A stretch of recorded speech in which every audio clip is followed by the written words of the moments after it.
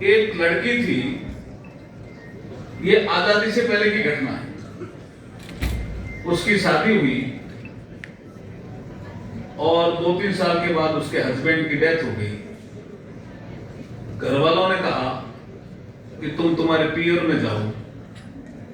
उसने कहा कि मेरा ये ससुराल है, मैं ससुराल नहीं छोड़ूंगी, और जिद की कि मैं यहीं रहूंगी। तो घर वालों ने कहा भाई तुम कहीं और रहो, यहाँ घर में तो जगह नहीं। तो गांव के पास झोंपड़ी बना करके वो रहने लगी, मजदूरी करने लगी। घूंघट का भी रिवाज था। एक लड़का था उसके। अब उसकी इच्छा हुई मुझे लड़के को पढ़ाना है, तो एक गुरुकुल टाइप को स्कूल थी, उसमें डाल दिया। पढ़ता गया। एक बार उसी स्कूल में, उसी गांव के कोई बड़े आदमी थे जिनके पास घोड़ा था। तो एक दिन वो लड़का, जो गांव के बड़े आदमी का लड़का था, वो दूध पीना कोई भूल गया या जल्दी में दूध पिया नहीं, तो घोड़ा आया। तो वो गरीब माँ का जो बच्चा था, उसने पहली बार, अच्छा वो इंटेलिजेंट था, इसलिए बड़े आदमी के लड़के से उसकी दोस्ती हो गई। तो खेल रहे थे वो क्लास से पहले। तो उन्होंने कहा ये कौन है, ये क्या जानवर है? तो घोड़ा उसने देखा नहीं था। उसने कहा तो घोड़ा, और मेरा घोड़ा यहाँ कैसा है? तो पता चला तुम दूध पीना भूल गए थे, इसलिए ये दूध है, और ये पीते हैं तो आदमी बलिष्ठ होता है, मजबूत होता है, ऐसे उसने कहा होगा। उसके समझ में नहीं आया भाई ये दूध से इतना बलिष्ठ होता है। तो उसने जाकर के शाम को कहा अपनी माँ को। अब यहाँ संस्कार शुरू होते हैं जी, ध्यान से सुनने का विषय। गरीब थी माँ, तो माँ को कहा कि तू मुझे दूध नहीं पिलाती क्या? दूध से बलिष्ठ होता है आदमी, मेरे दोस्त ने कहा। अब माँ दूध कहां से पिलाए? धर्म संकट में आ गई। तो माँ परात में, ये रोटी बनाने वाले जानते हैं जिसको आटो उसण में आवे नहीं, चिकन ये मुकेश तनावे आटो उसण, हाँ में परात हुए, परात। तो परात में उसने देखा क्या करें, अब ये बच्चे को दूध नहीं पिलाएंगे तो उसके इन्फीरियरिटी कॉम्प्लेक्स आ जाएगा, मतलब ऐसा सोचा होगा। मैं अंग्रेजी में शब्द यूज कर रहा हूँ, हीन भावना आ जाएगी कि मेरे घर पे दूध भी नहीं है।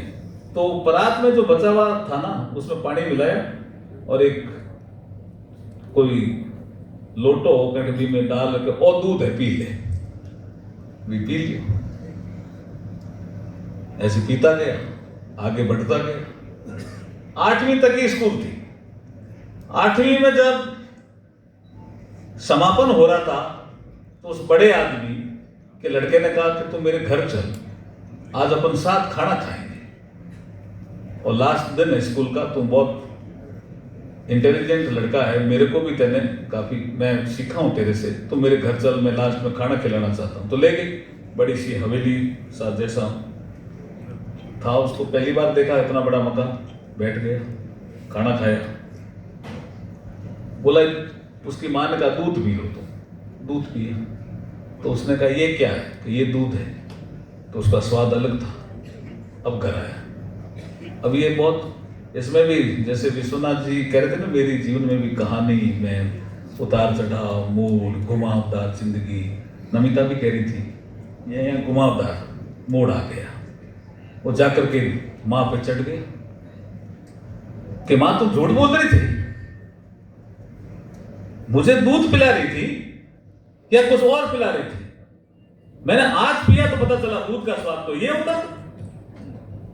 अब मां परेशान कि अब क्या करें, झूठ बोल रही थी।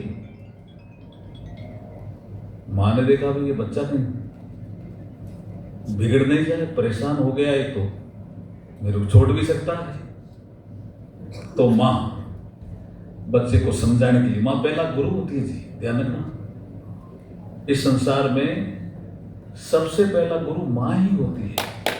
मां, फिर पिताजी, फिर स्कूल का टीचर या कोई भी गुरु। मां, बाप, फिर गुरु। ये तीनों का बड़ा महत्व भी होता है, प्रभाव भी रहता है जीवन में, सबके रहता है। तो मां गुरु के रूप में आई और उसने कहा बेटा मैं गरीब हूं, तो मैं पढ़ाना भी मेरे लिए मुश्किल था। तैने एक दिन दूध की बात करी कि मेरे सहपाठी दूध पीते हैं इसलिए वो इंटेलिजेंट हैं, बलिष्ठ होते हैं। तो मैंने देखा मैं अगर दूध नहीं इसको पिलाऊंगी, मैं दूध लाऊं कहां से, मेरे पास तो पैसे नहीं। तो मैंने एक तरीका ढूंढा कि तुम डिप्रेशन में नहीं आवे, अवसाद में नहीं आवे, कि मैं दूध लाइक भी नहीं है मेरी माँ।